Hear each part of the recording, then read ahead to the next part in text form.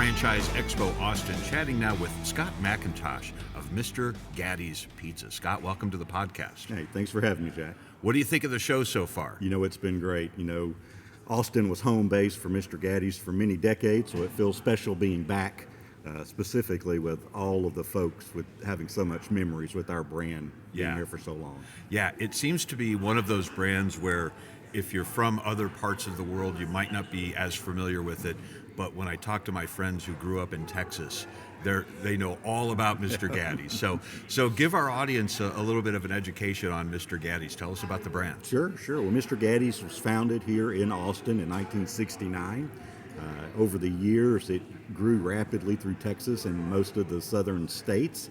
We are famous for our family entertainment center concept, which mixes great pizza served in a buffet format, multiple dining rooms, party rooms, and our world-famous arcades in the very back. Got it. Truly family entertainment. Yeah. But with that, Mr. Gatti's, due to the quality of the food, we feed as many 6-year-olds as we do 60-year-olds. And in the Austin market specifically, because of just the sheer volume of these locations, we developed a delivery and carry-out model that complements those family entertainment centers. And in Austin specifically, you can find a family entertainment center with one of our delivery and carry-out stores directly across the street from it that serves, just like you would think, pizza to go. I like that idea of taking that experience that people are used to, going for the games and the fun and the party and that kind of thing, but you're sort of taking that experience home with you. You bet. Yeah. Well, our pizza, the recipe for it is pretty famous. We still make our dough fresh in our restaurants every day. We use an aged smoked provolone cheese instead of mozzarella, which is really unique. It's got a very distinct flavor profile. And of course, our proprietary sauce that's been a family secret for going on now 56 years. But you can't get that flavor pizza anywhere but Mr. Gatti's. So the ability for somebody to take it home with it is crucial. Yeah, it's all about the cheese. Yes. And the sauce, but really about the cheese. So tell us about what 2026 looks like for you as a franchise organization. Are you growing in any specific areas? Are you growing any certain parts of your business? What are some of your goals for 2026? 2025 was really a pivotal year for us and took us in directions that we couldn't imagine. And so in 2026, we are really just think we're going to follow down that same trajectory. Yeah. First and foremost, our primary focus is our family entertainment center.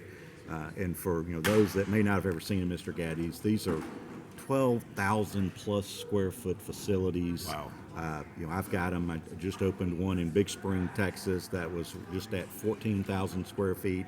We've got another one opening down in Portland, Texas, that's that same size. And fascinating, in the Austin market, I've got them double that size, 30,000 square foot facilities. And so that is truly what our focus is. And so I envision us continuing down that path.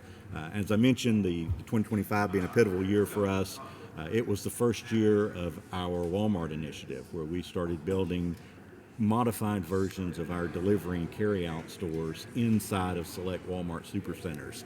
And we saw 19 of those open in Q4 2024 and Q5 2025, or all of 2025, and we envision we're going to continue growing those throughout 2026. You know what I like about that, especially for Texas? I would assume all of those Walmart stores are in the Texas. They are actually in Texas and Oklahoma. Oh, okay. And then we envision pushing those east. So my deal with Walmart gave me effectively control over 92 supercenter locations located not only in Texas and Oklahoma, but Arkansas, Kentucky, North Carolina, South Carolina, so the southeastern part of the U.S. Yeah, it's an interesting long-term branding play, too, because there are so many people, we all know there's so many people who live in Texas now who didn't grow up in Texas, right? They're from all parts of the country.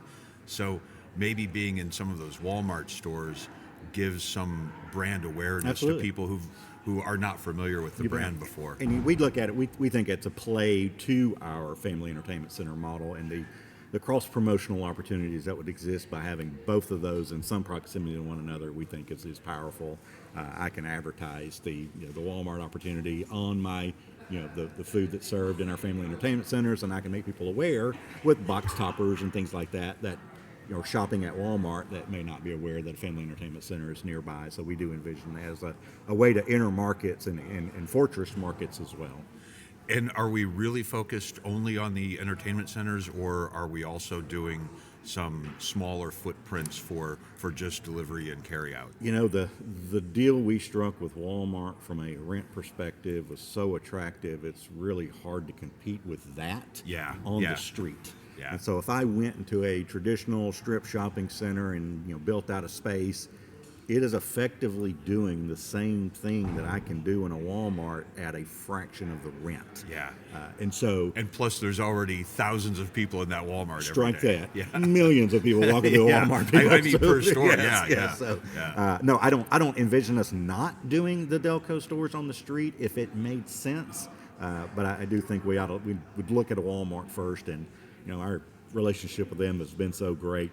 If I needed to trade out a store, swap out for somewhere else because I got interest in a market I didn't anticipate, I doubt that would be a problem. Yeah, it's an interesting idea too, because there are Walmarts in literally every Everywhere. town in America. 4,500 of those things. Yeah, So the supercenters alone. And just to be in some town where there's the Mr. Gatti's inside a Walmart, and then maybe down the road there's a full-size entertainment center. Yeah, that's the goal. That's a great long-term goal. Love that.